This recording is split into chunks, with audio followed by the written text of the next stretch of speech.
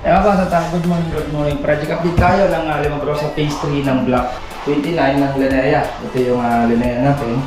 Nakabit na yung PVC panel niya. And then yung trailings na nakabit na nila dito. PVC panel para sa isang room. PVC panel para sa third room. Okay, check natin. Block 29 naman tayo ng Linea. Limang Bro sa phase 3, sabi Tomas Marakasawas. Check natin.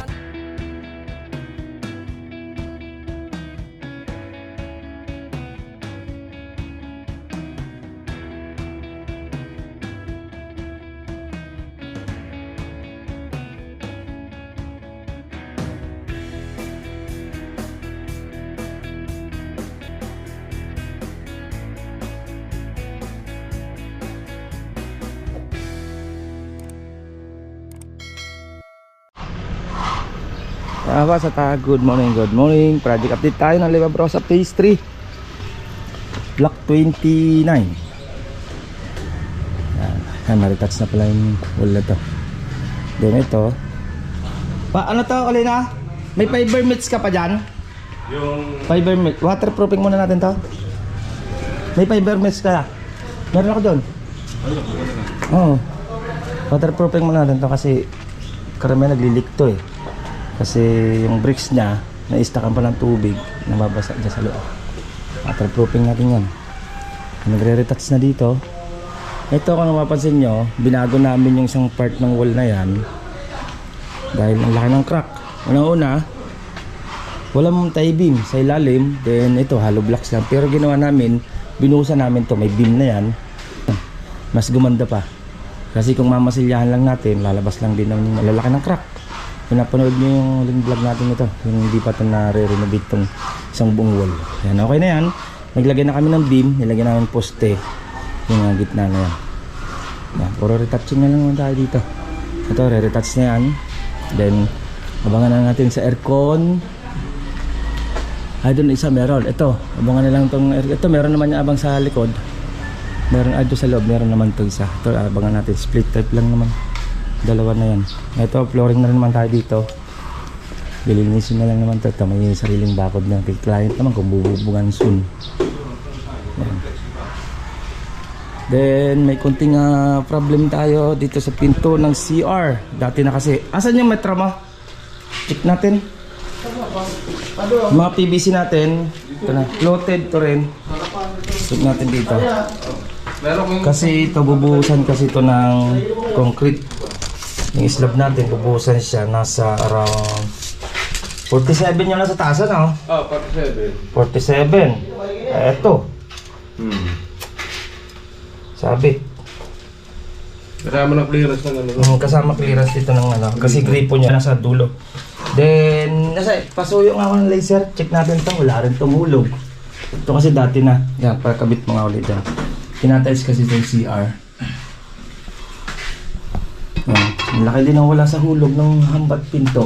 Dito pala, kita mo. Yan, check natin sa laser. Yan. Labas na ibabaw. Labas na ibabaw. Mga naglalaro ng ano. 2.5 ano. Kulang-kulang 3 cm. Dito, ayan.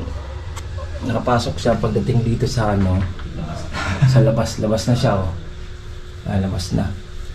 Kaya napakalaki. Kaya move na namin to.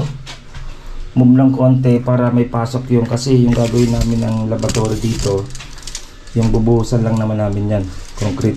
Pakita ko sa inyo yung CR sa second floor. Same lang din naman. Sasabit yung sabit ng pinto, alas dito pa. Move na natin, then ma-align na natin yung ano. Ingatan na lang na hindi mabasag yung amba. Plastic kasi ito sa CR. Yan, ito yung gagawin natin sa ano. Dito sa, ito yung ground floor area. Ayan, niche na, kinakabit na yung niche na. Tumama yung ano ano, sa ano. Ilalim ng bintana ano. Sakto nga ano. PVC panel din naman to. Yan. Ito, okay na itong takas na tayo. Okay na yan, sasabit na yata dyan. Tama na yan. Pinapipinalang naman natin yung ano, heat trap niya. Ito yung kanyang PVC. Pinakabit na rin naman sa second floor. Floated, nandyan na rin. Iba yung PVC sa ano, Kita mo Mark yung PVC nasa sa CR. Check mo nga. Tingnan natin yung kulay. Kung anong pinagkaiba. Tsaka dito sa mga living area, dining, tsaka yung 3 room. Yan. Konti lang. Hilahin mo nga kasi. Ito, hilahin mo lang. Kaya na ba? Isa lang. Hindi kaya. Hindi ka kulay ng ano yan eh.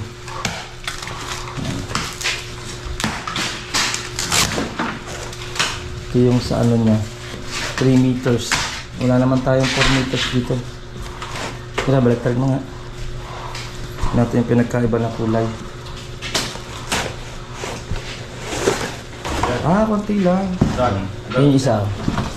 Ayun. Mas yung dark yung isa to. Light lang pala to. Pang CR to. Sa ground floor area. Same lang di pala ng ano. Sa wall. Ayan. Medyo gaganda pala to. Hindi naglalayo dito sa tiles ng sa shower area niya. Yan. Yan. Ito yung pa-CR niya. Check natin yung second floor na CR. Ito nga pala, galing ako General Trias ng Cavite, yung Welcon. Wala na yung stock nilang ganito. Wala na sila. Yung PVC siya. Pang hagdan. Tingin tayo kung meron makikita. Sabi ito, hinihintay lang namin. Nakabit na rin naman yung ilaw. Check ko muna dyan ano. Dito naman sa CR, ito yung same lang din doon. Na sumabit yung tamba, pinto, gawa nito. Ito ay tiles lang din naman yan, binuhusan namin. Then tiniles din namin yung ilalim bago kami nagbuhos. Yan, nakatiles din yung ilalim niya, same lang din. Tapos nilagyan namin ng bakal, pinatong lang namin to. Tapos gripo niya, nasa wall, kaya medyo bante dito nakapiraso. Kaya move namin yun, babakbakin namin yung hamba ng CR. Hanbat pinto. Ito, may shower na rin. May shower rin na tayo. Ayan, hindi pa natetest kasi hintayin mo natin yan. Yung hot cord. Tsaka laboratory pa nito. Ay, ano pa nito? Floor 3. Ayan o. Shower pa lang o. Yayamanin na. Yan, dito nila ikakabit yung PVC. Halos same lang din design nito. Tapos isang room, kabit na yung PVC nya. At saka yan, may ilaw na. Nakabit na rin naman. Ito yung isang room nya. Then pangalawang room, yan, medyo malit lang din. Konti lang naman. Binasihan lang naman namin yan. Lagi namin yung binabasihan ng pinto itong isang room bago kami maglalagay ng wall partition. And then ito yung isang master, same lang din, PVC panel, yan. Then cove ceiling.